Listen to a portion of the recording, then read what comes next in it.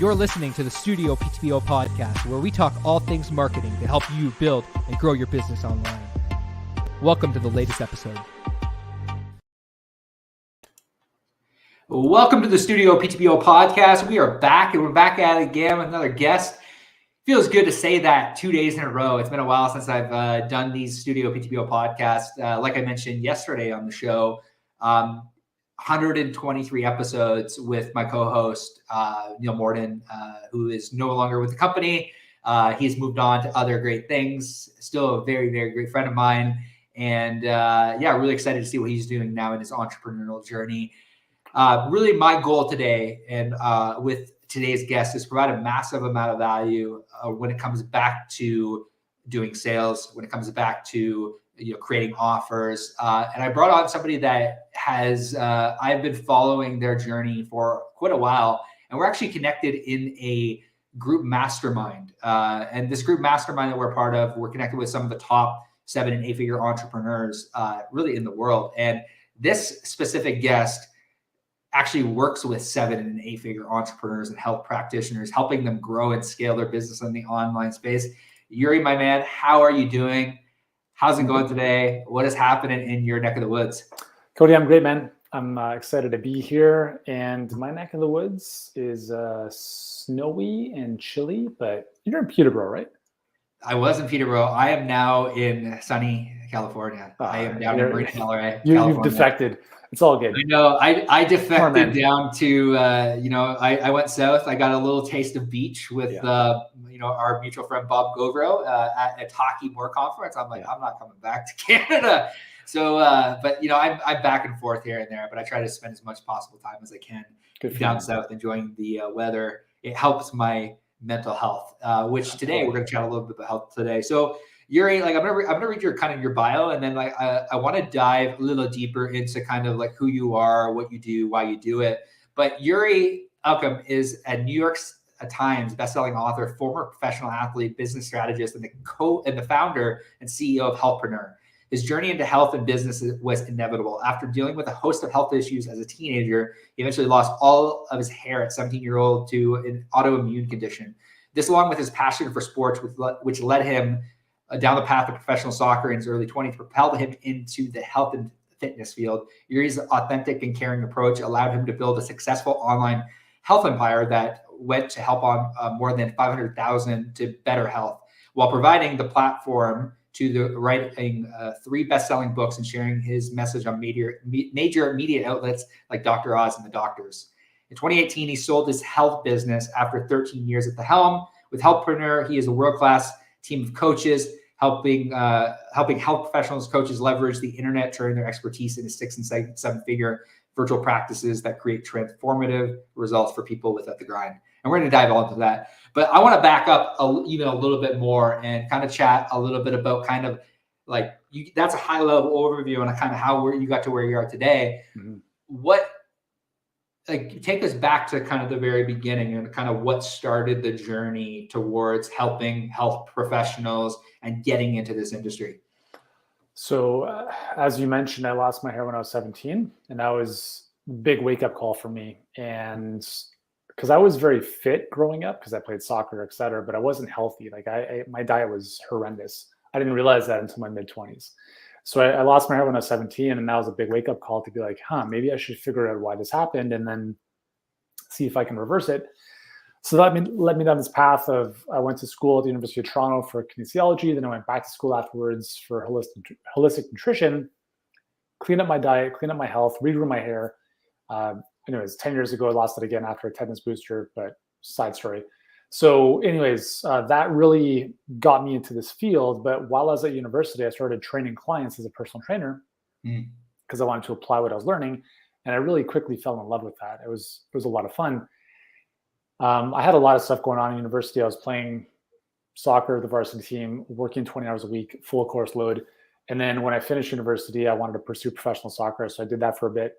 And then I said, you know what? I don't want to do this anymore. So then I stopped doing that at 25, came back to Toronto, and then started picking up personal training clients again and did that for a number of years. And I was just getting to the point of like burnout. So I was like one-on-one, 12, 14 hours a day. I was like, I can't sustain this.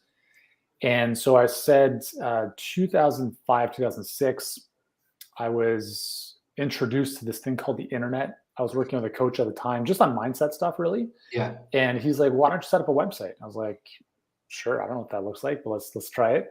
And that's kind of where it started. And then for the next 3 years, I made poverty line income because I was too dumb to get out of my own way. I thought I could do everything by myself, and struggled for 3 years. It was a grind without the payoff.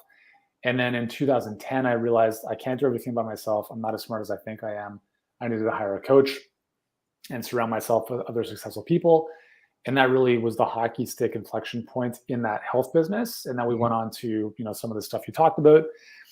And in that process, like several years into that, I started getting a lot of other health professionals asking me for business advice. Interesting. And I was like, this is interesting. And it was like a swarm of people all at the same time. And I thought to myself, this is probably an opportunity, because it appeared that our industry wasn't very well served. Like there was a lot of marketing and like digital marketers, stuff like that out there, but nothing specifically for health. And I thought to myself, well, I love health professionals because I am one. And if I can help them build their businesses and virtually, because I don't think brick and mortar is a great business model, because it just burns you out in the process. Mm-hmm. And I think the future is online. So if I can help them do what I'm doing, then collectively we can help a lot more people. And that's kind of where Healthpreneur started back in 2016. And then from that point forward, it's just, we've been dialing down on what we do and wanting to help 1 billion people on the planet. And, I've got very specific ways that I feel businesses should be built, and that's how we help our clients. And it's been a great ride, and it's a lot of fun to help our industry. And so that's kind of the journey a little bit to where we are now. Tell me a little bit about your model, because as we were kind of prepping for this, I was kind of taking a look at like the people, the profit. Like, tell us a little bit about like what you're doing right now for health professionals, and how even what you do for health professionals might be able to apply. Like, what are some of the general practices that can be really applied to any industry, any business?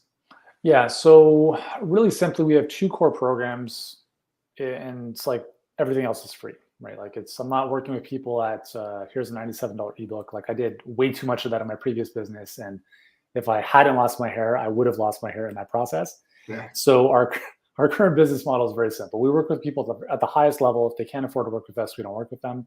And we give away everything else for free. Mm-hmm. So our initial program is all about acquisition and delivery. So most of our clients come to us because they don't know how to get clients, or they're grinding away online all day and they're still not getting clients, or they have a brick and mortar practice and they're sick and tired of it and they want to come online, but they don't know how to do it.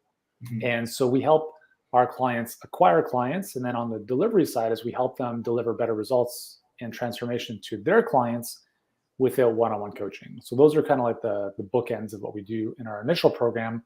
Mm-hmm. And then we have our mastermind on top of that, which is once they're at 6 figures and they want to go to 7 and beyond, we help them really build out the operational side of things, the leadership, the team, all that kind of stuff. But our model on the first initial coaching program is, we call it a perfect client pipeline. And it's, in plain English, it's essentially a webinar funnel. Mm-hmm. So we drive Facebook ads to a webinar, to an application, to a phone call. And, it's generated more than $217 million for our clients. Every single one of our clients does the same thing. So if someone wants to come and work with us, and like, I want to do TikTok. I'm like, we don't do TikTok. Sorry. Okay. So it's very, very, it makes the delivery easier than if we were doing book launches and blogging and SEO and this and that and that.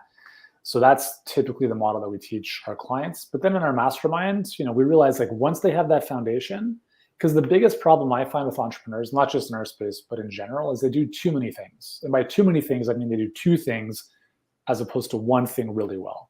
Mm-hmm. And so we are constantly drilling the message of do one thing really well, because if you do that one thing really well, you won't have to do anything else. Mm-hmm. And down the road, if you do want to do anything else, at least you have a foundation and a system and a business that doesn't rely on you, that gives you now the freedom to go out and do some content, mm-hmm. to create it. Like, I've got a YouTube channel that has, I don't even know, like 2,600 people. Mm-hmm. But I don't care. I'm building that channel for 10 years down the road. Yeah. But if I had to feed myself with that, we'd be out of business. Totally. And that's something I think a lot of people don't think about. So that's our model, and that's kind of, the way we see the world when it comes to business.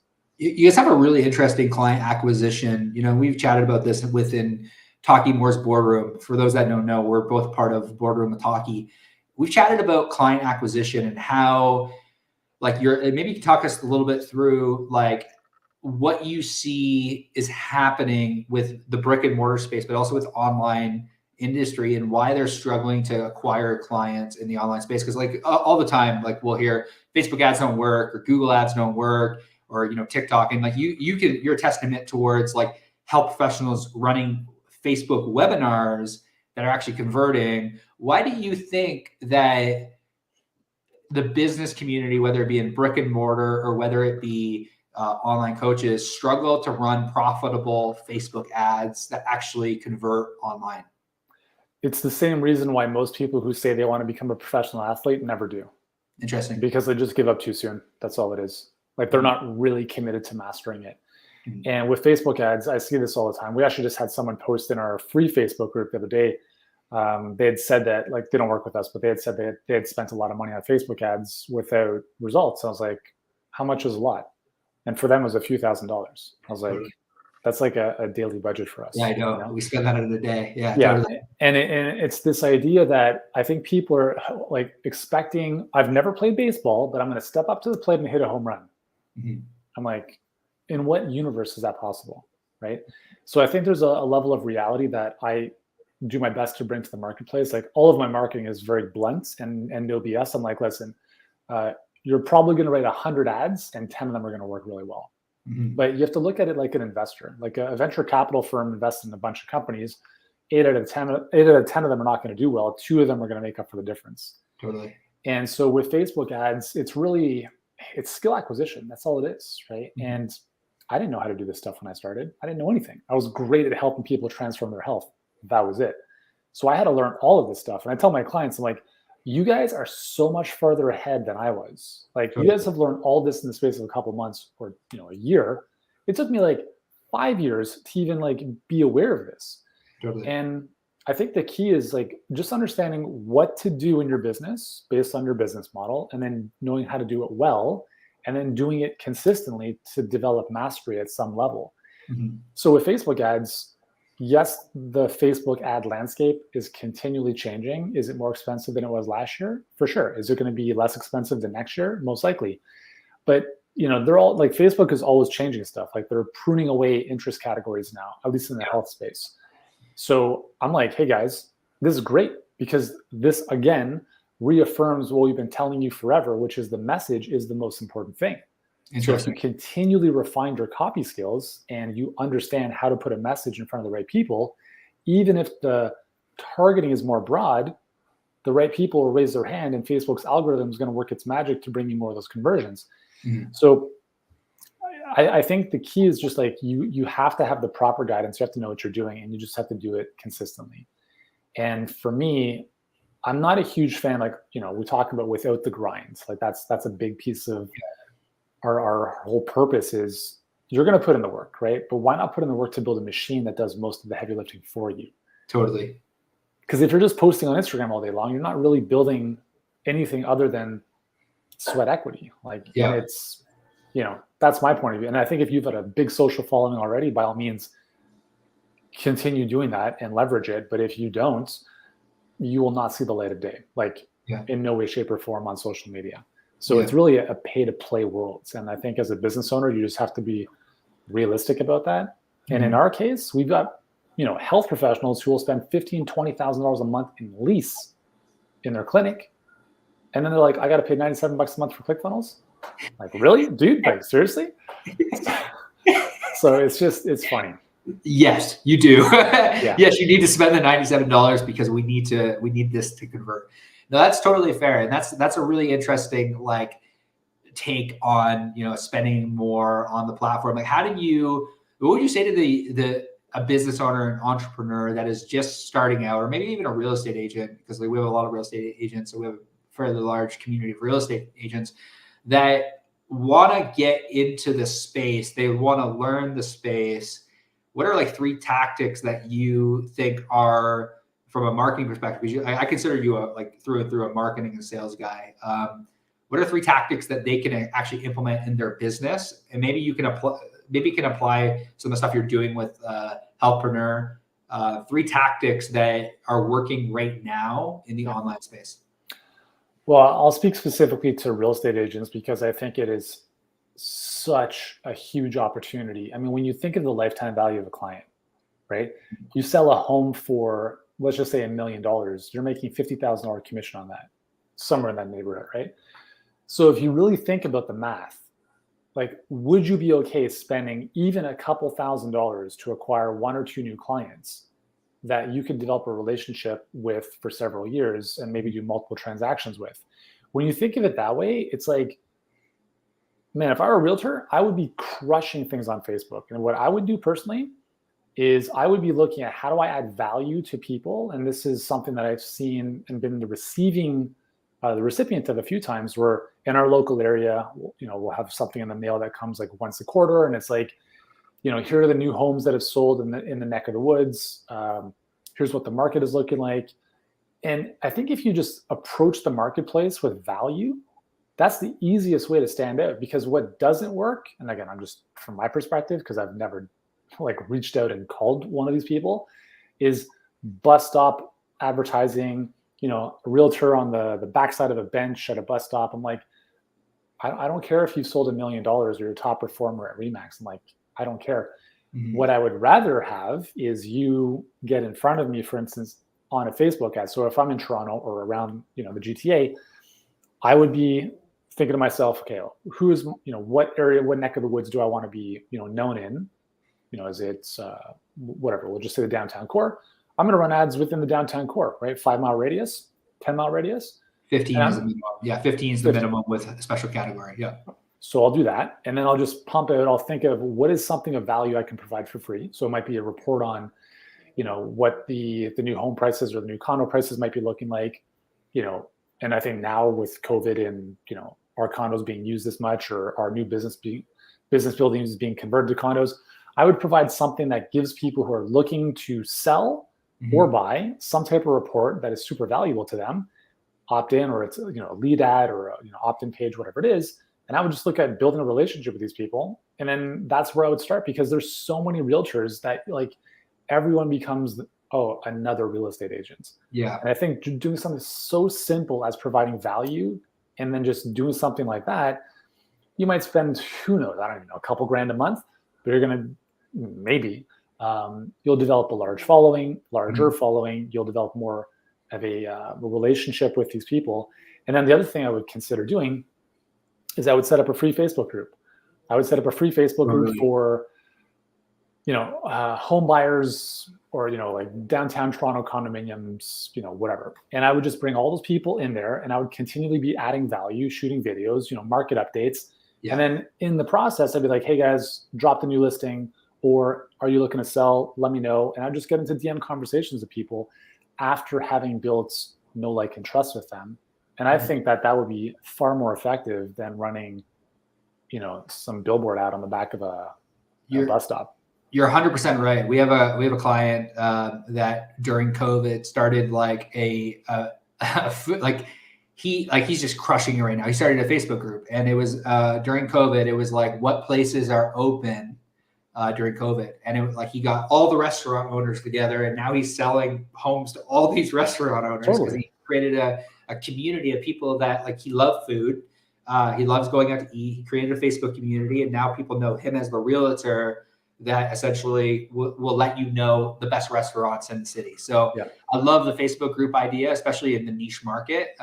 Niche marketing is 100%, super, super smart. But I'm curious when it comes to because you guys run right now with your health coaches, you run Facebook ads, you're doing a lot of sifting, and you and I have had conversations around making it difficult for making it hard to go through the funnel. Maybe can you walk us through that a little bit about what are the checks and balances you would put in place in order to get qualified people speaking to you? Because I know that you do that, and I'm curious to know kind of your thought process and how you do that for business owners.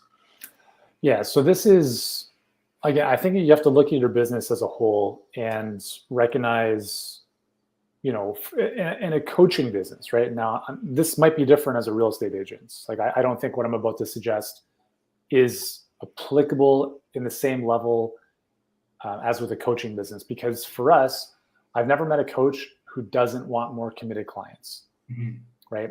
I just had a conversation this morning about guarantees with one of our clients, and our guarantee is that there is no guarantee. Like, you as the client are the guarantee, and if you F up, that's on you, not on us. And if people don't like that, guess what? They don't work with us. If they're looking for a money back guarantee, they're looking for the exit before they even jump on the plane. So that's a philosophical thing. So we're always looking at, in our marketing, how do we get people to jump through hoops? Because if we're looking for committed clients, essentially what that means is we're looking for people who are at a point in their lives, no matter if they're busy or not busy with what's happening in life, they are committed to doing no matter what it takes to building a great business to build their future. Totally. So if we want that type of person, we want our marketing to reflect that. Yeah.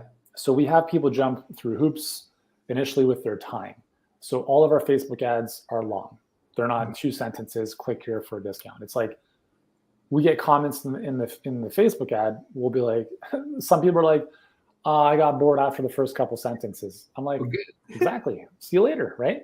So the ad itself filters out people. It bonds and connects with people so that when they go to the next step, which is the registration page for the webinar, they're more pre-sold, conversion rates are a little bit higher, and then they go watch a webinar. Now the webinar is 45 to, let's say, 60 minutes. Is that a long period of time?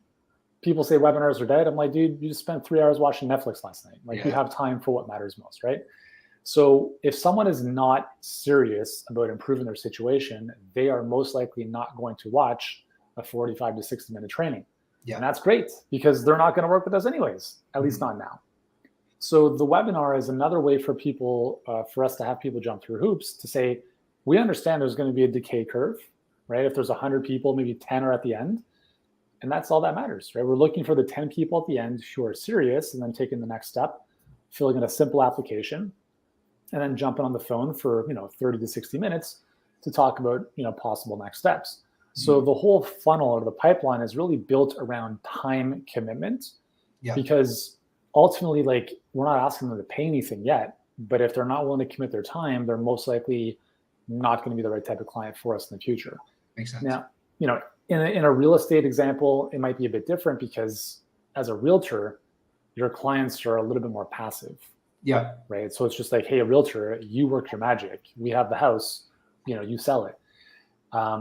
Even like in a done for you agency model, I don't necessarily know that like getting people to jump through hoops to this level makes as much sense, because a lot of people that are hiring agencies or done for you services are just like, I get it. Let's just jump on the phone. Here's my check or my credit card and do it for me. Right.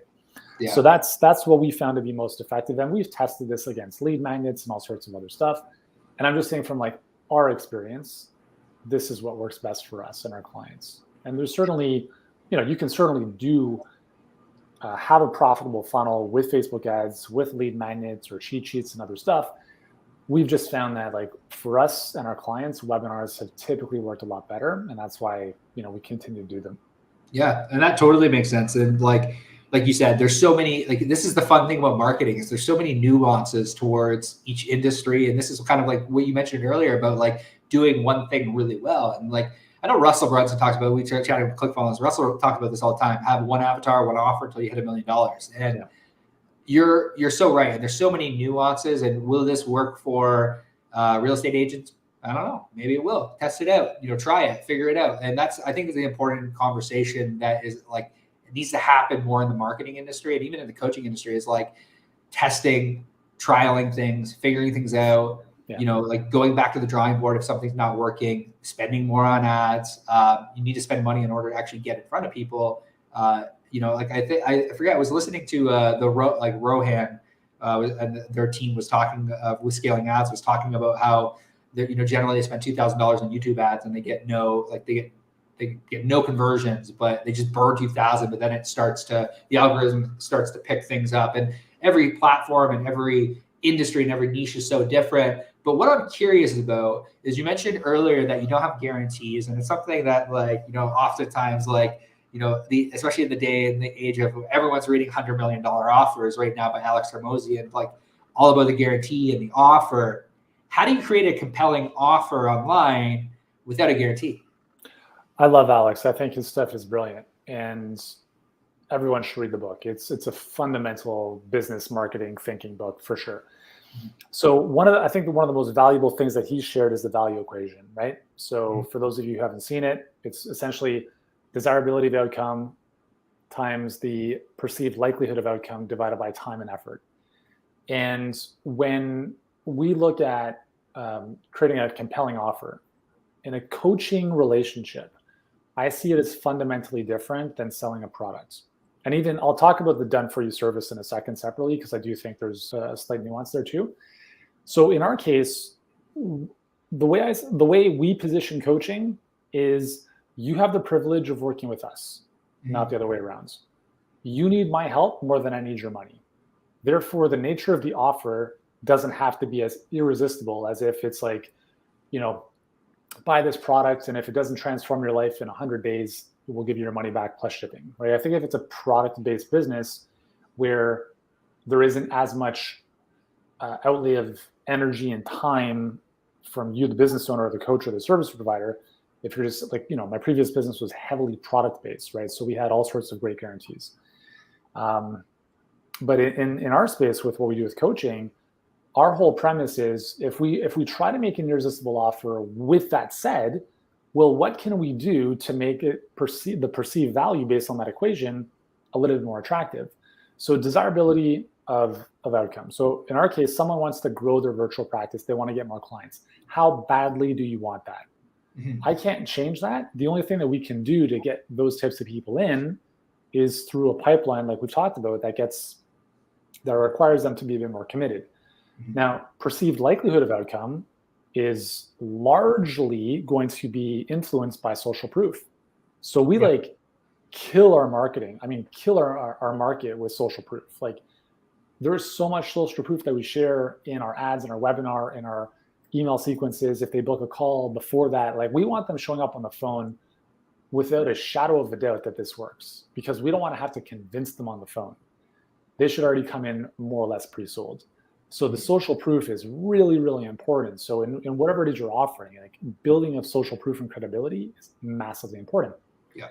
Now on the bottom side of things, all right, well, time and effort. In our case, we have a 12-month coaching program, and our goal is to help people build $1 million business in 12 to 36 months. Now, from a time perspective, that could be considered a long time, but it also took me 7 years to make my first $1 million doing a bunch of stupid stuff. Yeah. So part of the conversation is saying, well, you could get to, that point if you did other stuff. But the analogy that we use is there are many ways to climb a mountain, but there's only one way that's the fastest and safest. And that's what we teach our clients. So in the grand scheme of things, like, well, do you want to make $1 million in a year or in 10 years? Right? Obviously, we'd like to make it in 7, but if you're starting at 0, then, let's be realistic about what that time frame looks like. And then the effort piece, again, we get our clients, they have to do the work. I mean, we're like, dude, you gotta do the stuff. You gotta record the webinar, you gotta write ads, you gotta practice your sales skills. So we're not a, quick fix, magic button solution. Everyone wants the pill. But if we think of coaching as the pill in a slightly different format, the format coaching that coaching provides specifically is the nuances that reduce frustration, right? So if you're going to effort your way doing something, well, wouldn't it make sense to have a plan that is less friction, that is a faster, way to wherever you want to go? And then even though you are going to put in the effort, it's smarter effort as opposed to just, grinding away. So basically breaking down that value equation, like knowing those 4 inputs, we want to be able to communicate that to the marketplace, whether it's in our marketing or in our sales call, so that people start to recognize, well, if this is not what I want, well, what else am I going to do instead? Totally.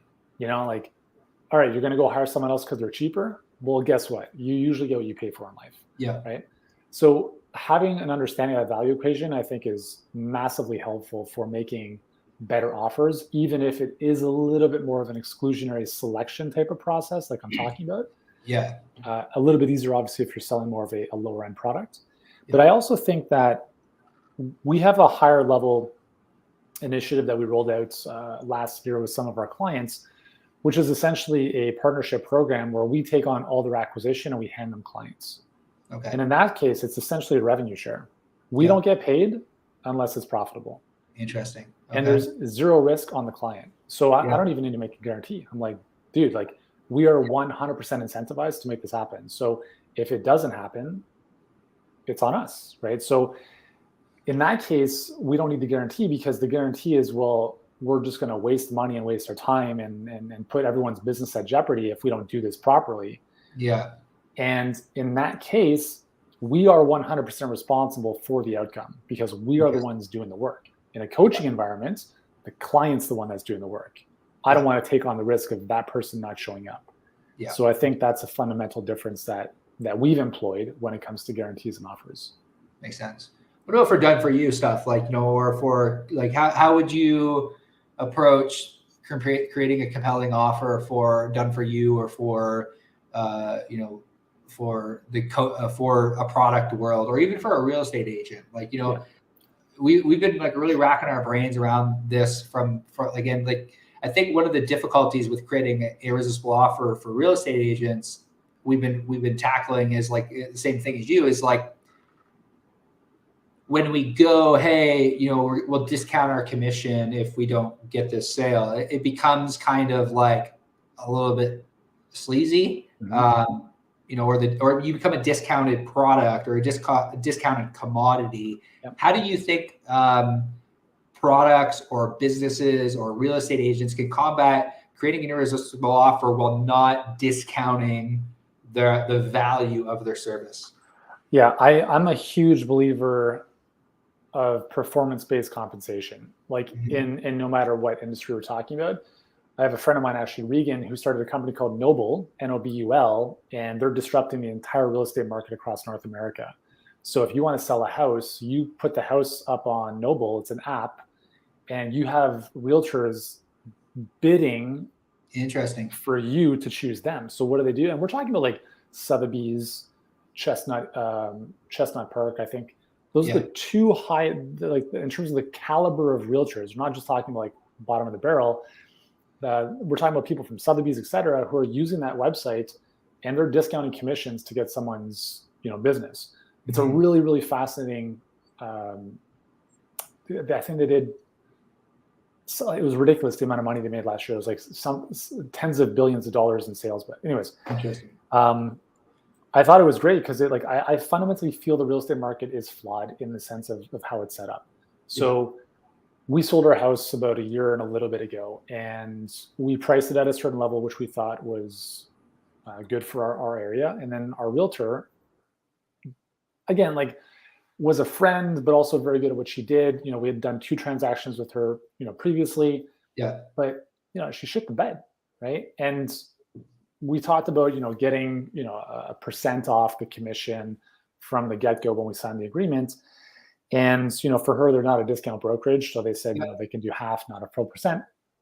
But here's the way, like, I really got to thinking about this at that point. I said, listen, what if we did this? If you sell it at this price or higher, you'll get this commission. If you sell it between this and this, you'll get this commission. Mm-hmm. And incentivizing them to get the best possible price, even if it's like, you know, stated, you know, 2.5%, like off the record, I'll give you another, you know, 25 basis points or whatever it is. Yeah. So that it's based on, and they're incentivized to like go out of their way. You know, if they're selling a several $1 million home, that could be the difference between, you know, $20,000 to $50,000. Mm-hmm. And I think a lot of real estate agents, in my experience, they put something up on MLS, and then it's just like twiddling their thumbs, waiting for inbound. Mm-hmm. I saw your thing on MLS or Realtor. I'd like to book a showing. I'm like, why do I need a realtor for that? You know? Mm-hmm. So it's like, go out there, run some friggin' Facebook ads if you have to, put on an event, so whatever you have to do. And I would rather pay you an increasing percentage based on the value that you're selling the home at. Totally.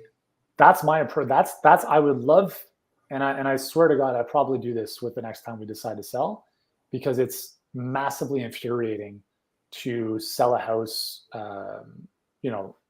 under where you want it to. And as the seller of the home, it's largely out of your control, right? Yeah. You never meet the buyer, right? Because there's this whole thing like, make sure you're out of the house. Like, it's just so stupid, right?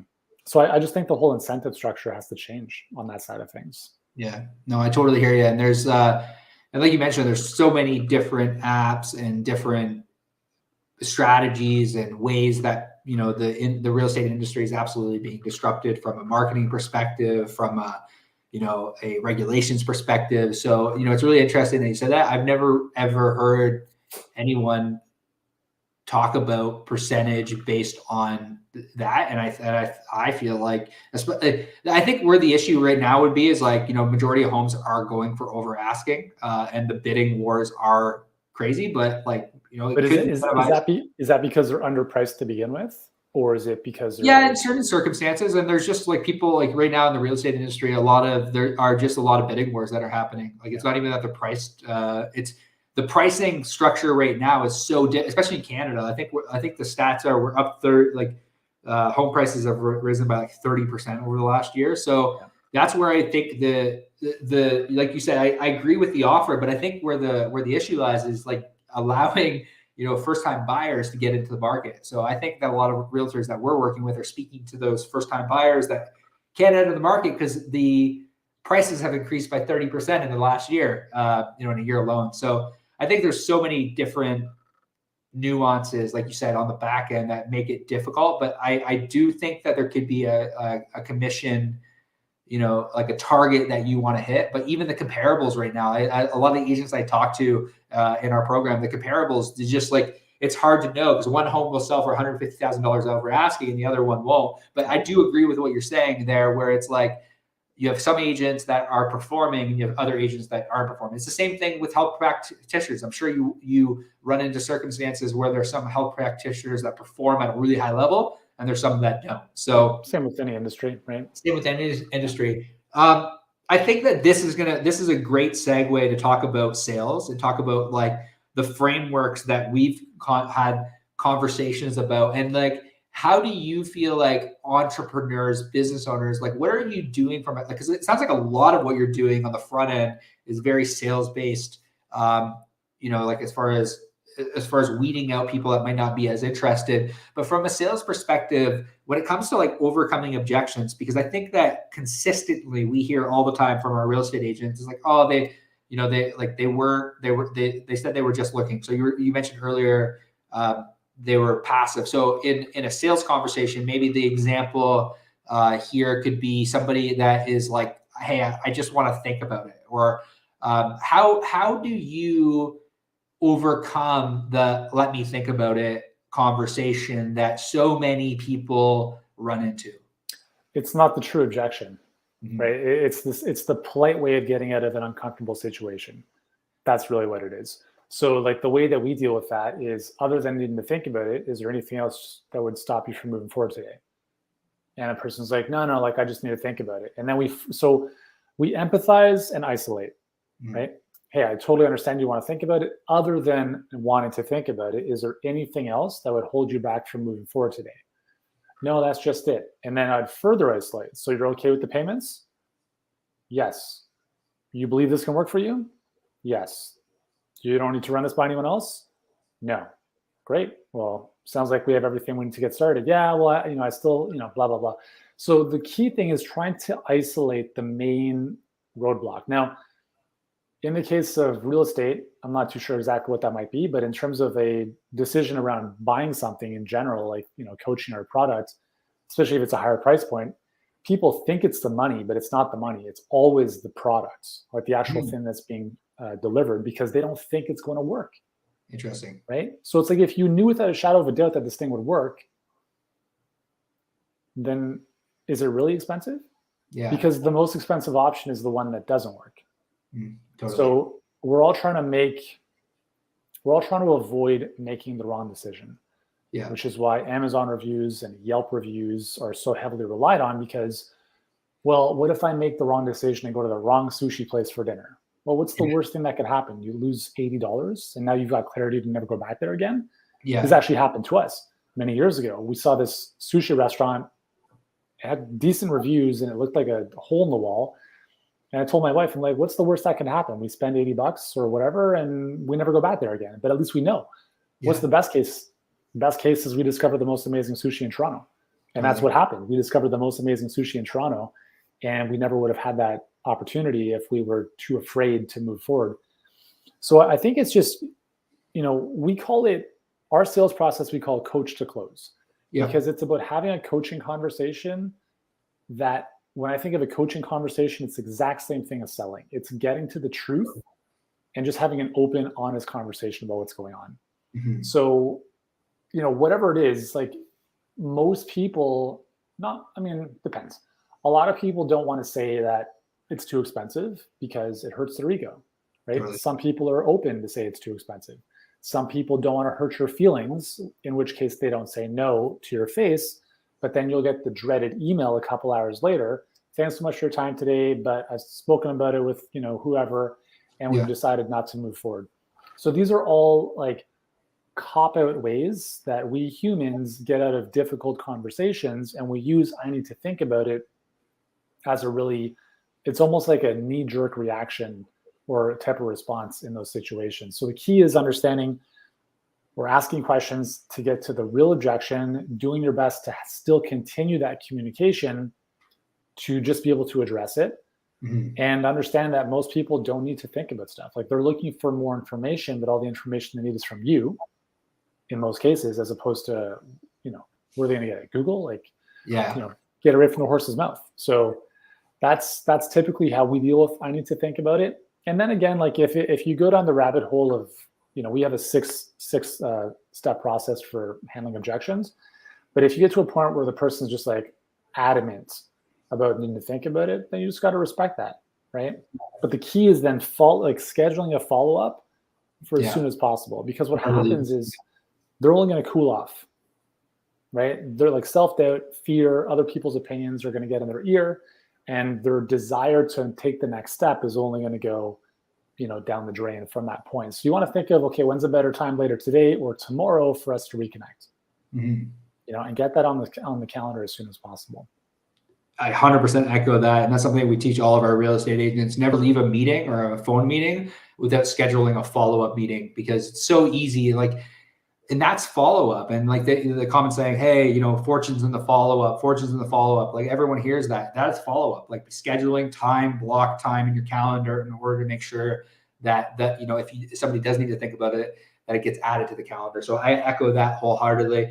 I want to finish up with your concept around how to do more by doing less, and like what it actually means to like automate more things inside your business. Like I think you and I echo this, and like around the death of like the hustle and grind culture. It's like grind, work 18 hours a day, when it's like you don't necessarily need to do that. And I think Tim Ferriss has done a really great job over the last couple of years, really instilling that into culture around the 4-hour work week and, paying for leverage. And I think real estate agents really, really, really struggle with this. And we talk about this in our Real Estate Growth Academy coaching program, where it's like, getting that VA hired when you have some money and reinvesting back into your business so that you can free up time to make more money can create the death of grind culture. But I'm curious to know kind of like, what are you teaching your people, and what are you seeing in the online space right now that you really love, that is really working from an automation standpoint and actually putting an axe in grind culture? Yeah. I think as a realtor specifically, if you're not hiring an assistant as soon as possible, like I don't understand that. And like a good assistant will cost you $60,000 to $70,000 a year. Sell a couple homes, like it'll pay for it a millionfold, because all of the our realtor, she's also been a good friend, but like she's got 2 kids and she's all over the place all the time. I'm like, I would go crazy doing that, right? So I think I get excited about building machines. I like building the machine that then does the majority of the heavy lifting. So like last week, I took a full week off from work, and people were like, "What'd you do?" I was like, "Nothing." I was driving myself insane, because if I was in California, I'd be playing tennis 5 hours a day, but it's snowing and icy. A little bit of golf here and there, yeah. So I took the week off, for no other reason than a stress test on the business. I'm like, I told my team, I said, I don't exist for a week. I told my EA, text me if World War III happens. Otherwise, I was like, I'm not checking on anything. If I even happen to pop into my email and see something happen, I'm like, I'm not even responding to it. So that was an example of just kind of looking at, do we have the right people in place, the right systems in place, et cetera, processes, blah, blah, blah, to ensure that if I'm not there, nothing breaks and it can continue multiplying in my absence. And thankfully, other than like one integration thing, everything was fine. So I think it's important in any service-based business, we as like the service provider are essentially the technician. Mm-hmm. And what we have to start doing is we have to think of ourselves as the architect. So if I'm doing something, I need to document what I'm doing. Mm-hmm. And I want to start doing that. And this is the one thing I wish I had done way early on in my business, had I known about it, is just, how am I doing this? If I'm uploading a video to somewhere, how do I do that? What's the first step, second step? And I would just shoot like a screen flow video of what's being done.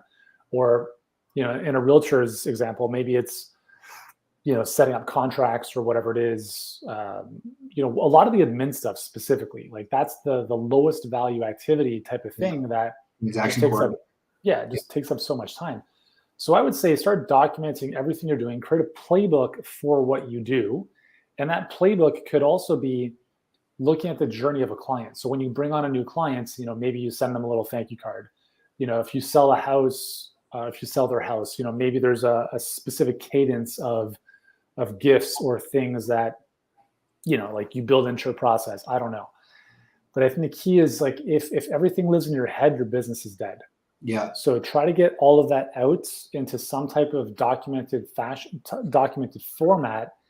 And then I think at the minimum, and I think regardless of the type of business, having a good assistant is a great first hire, because they'll just do everything initially that you don't want to do, which is a lot of admin kind of busy work. Mm-hmm. And, like right now, my EA is working between where I'm storing my car and the dealership, because I have to bring the car into the dealership for some maintenance stuff. I'm like, you handle that, right? So she's doing all that stuff. I don't even have to think about it. And that was just simply a decision to say, can you just make this happen and you take care of that? As opposed to me having to go back and forth a million times to make it all happen. So I think little things like this buy back our time. It allows us, if for no other reason, a bit more mental capacity that we can then focus on what is most important. For instance, getting new clients, servicing existing ones. And, the key really is, if you want more leverage in your life, it's going to come down to systems and people. Yeah. Right. And I look at every single person I invest in as a team member as a token to my freedom. Totally. Right? I'm just like, I hired you. Number one, I'm going to give you amazing, fulfilling work and help you grow. And in return, you're giving me a lot of freedom. Totally. And it's 100% worth it. And I'm at a point in my life, and I've been here for a while, where I don't need 90% profit in my business, because if I've got 90% profit, I have no time. I would much rather have a fraction of that and infinitely more time to do what I want when I want, and at the same time provide amazing employment for other people to do their stuff. Yeah. So I echo that wholeheartedly. The mental capacity, especially, like, I think that we as entrepreneurs, real estate agents, coaches, we're constantly struggling. We constantly struggle when we try to work on too many things with mental capacity in order to come up with new ideas. The common thing, working on the business versus working in the business. I think that, buying, like you said, buying back time, the other day, like I echo exactly what you said the other day. I was trying to go back and forth in order to get this IV drip, booked. And I'm like, why am I doing this? Like right now, like, it's like, reach out to my EA, please book this. Their form's not working. Please call them. And it got booked. She, connected me with the hydration room in LA and got me all hooked up and all connected.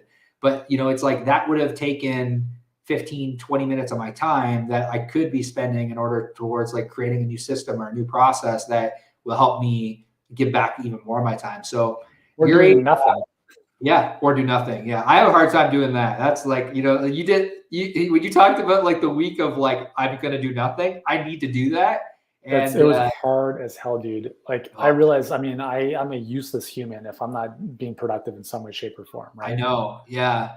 It's so funny. I was traveling across the country last week because I actually drove from Toronto area to California. It was a crazy drive, and I was kind of off the grid. I said to my team, I'm like off the grid. And but like, once I got to California, I was like going like stir crazy, fidgeting. I'm like, what am I gonna do? Like, so I need to try that. Mainly for the stress test reason of like, are there things in the business? And I think like it'll give me a better understanding of what's actually broken if I take off and don't fix the thing. But one last thing I want to throw to everyone listening, because Yuri mentioned about documenting your process. Really amazing app that we use called Scribe. It essentially transcribes like your screen, like Loom and Scribe. If you're looking for like a tool that can help you create SOPs inside your business, getting your team to use Scribe and Loom are game changers. So I just wanted to give that as a little bit of value. Yuri, thank you so much for taking the time today to chat with me about health, about sales, about offers, about marketing. If somebody want to reach out to you or their health professional that really wants to take their business to the next level, and they want to have a conversation with you, where is kind of the best way that they can reach out to you? Best place is Instagram. I'm at Healthpreneur.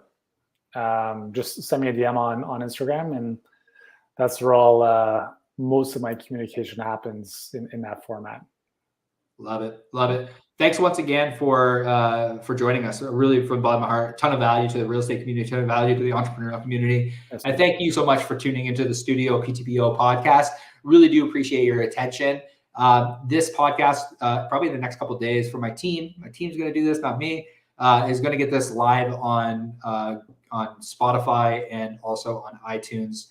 So you can view that back as a podcast. If you're running, you're driving, you'll be able to listen back to these podcasts and just get some value. Tons of great information around how to overcome objections in this podcast, how to really take your sales to the next level, and how to really create offers that convert in the online space. So Yuri, I want to say thank you once again for joining us. And I want to say thank you for tuning in to the StudioPTBO podcast. We will see you soon.